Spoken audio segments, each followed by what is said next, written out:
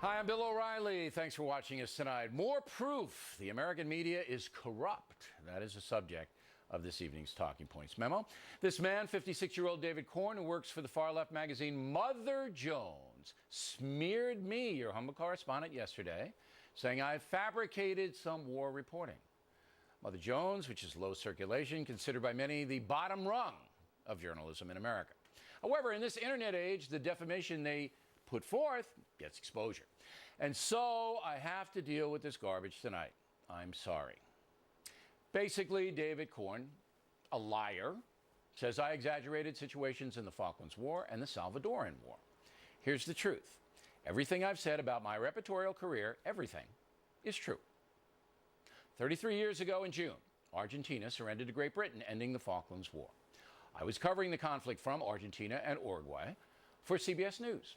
After learning of the surrender, angry mobs in Buenos Aires stormed the presidential palace at Casa Rosada, trying to overthrow the government of General Leopoldo Galtieri. I was there in the street with my camera crews. The violence was horrific, as Argentine soldiers fired into the crowd, who were responding with violent acts of their own. My video of the combat led to CBS Evening News with Dan Rather that evening. Later on, I filed a report that ran nationwide. That's what happened. I never said I was on the Falkland Islands, as Corn purports. I said I covered the Falklands War, which I did. Now, in what I consider to be a miracle, I found this CBS internal memo from 33 years ago praising my coverage that day. Cable was sent to the CBS bureau chief in Buenos Aires by the news desk here in New York City. Quote, Doyle, O'Reilly didn't have the time last night, but would like to say many thanks for the riot piece last night. WCBS TV and WCAU TV both took the entire piece instead of stripping it for pics. They called to say thanks for a fine piece. Thanks again. Your piece made the late feed a winner last night, unquote. Want more? Here it is. Shortly after my crew and I escaped grave danger on the streets of Buenos Aires, I wrote to CBS News boss Ed Joyce, praising the crew's bravery. I have the letter. Quote, the crews were great. The riot had been very bad. We were gassed, shot at, and I had the best vantage point in which to report the story. So we have rock-solid proof that David Corn smeared me, and some websites that picked up his defamation did as well. Now, I had to spend hours last night on the phone with various reporters and crawling around my basement covered with dust trying to find documents from 33 years ago. Again, it was a miracle I found them. All because an irresponsible gutter snipe, a far-left zealot, who has attacked Fox News many times before, spit the stuff out on the net. And you know what? Nothing's going to happen to David Corn. Well, the Jones and the far-left websites couldn't care less about the truth. They're in the business to injure. This is a political hit job. At this point, TV coverage has been scant, but CNN tried to exploit the situation because a guy over there named Brian Stelter is another far-left zealot, masquerading as a journalist. CNN can do a lot better than this guy. Real journalists knew the story was BS from the jump. They knew Corn was trying to take the Brian Williams situation and wrap it around my neck for ideological reasons, because he has a history of attacking Fox News. In addition, Corn actually wrote that I hammered Brian Williams, when everybody knows I went out of my way on Kimmel and The Factor to be compassionate to the man. Corn must think the folks are as dumb as he is. The whole scandal reminds me of another guy who completely got away with it. That man is Al Franken, who years ago accused me of faking my working class upbringing. He actually said in public many times I was not raised in Levittown. He ran around telling that to the media, who gleefully printed his words. The despicable Franken, perhaps the biggest liar I have ever known, wouldn't even retract when I produced this.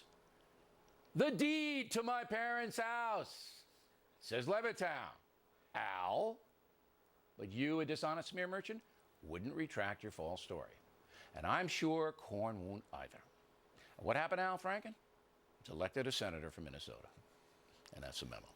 Now for the top story tonight, reaction with us here in New York City, Geraldo Rivera, and from Miami, Bernie Goldberg. So, you were working at CBS when I was down there covering the Falklands War. What say you, Bernie? Well, yes, I was at CBS. I was in New York covering domestic news around the country for the Dan Rather Evening News while you were in Argentina. So I am not going to get into anything that Mother Jones said about you. You've dealt with that, and if you want to deal with it any further, that's up to you. The serious question for me is this: is Mother Jones using journalism as a weapon, a political weapon, to go after an enemy? You know, you. And they could have run this story years ago.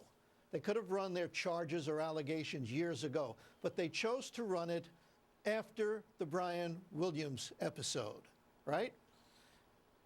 And that makes you wonder, is this about, well, if one of ours goes down, a liberal journalist, Brian Williams, then one of theirs, Bill O'Reilly of Fox News, is going to go down.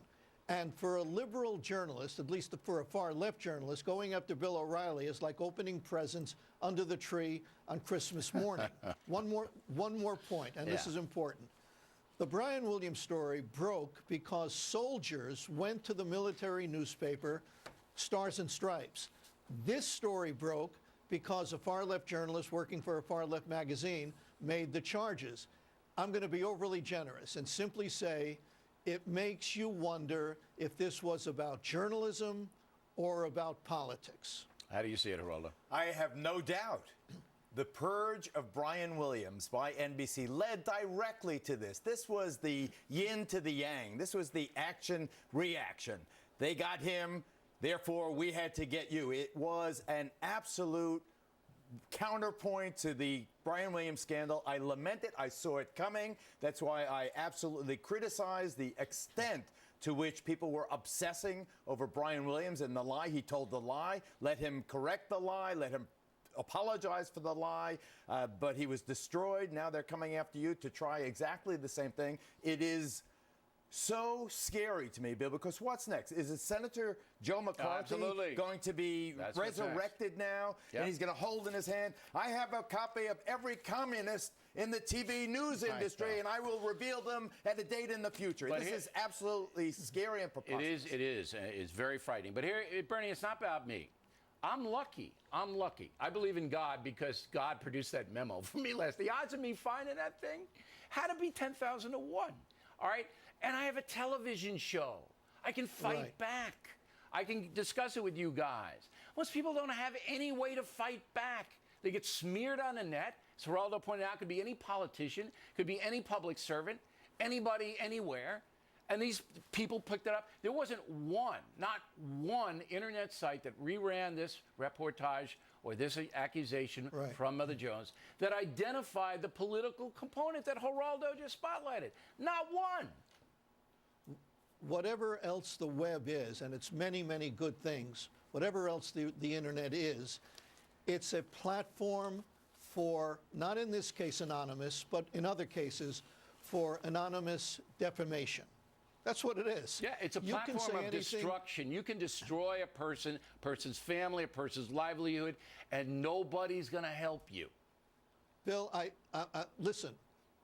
I said something about Jon Stewart once that his many fans didn't like, and somebody wrote, I am not making this up, somebody wrote, did you know that in it was either 89 or 99, I'm not sure which, did you know that in 1989, Bernie Goldberg killed a woman and kidnapped a baby?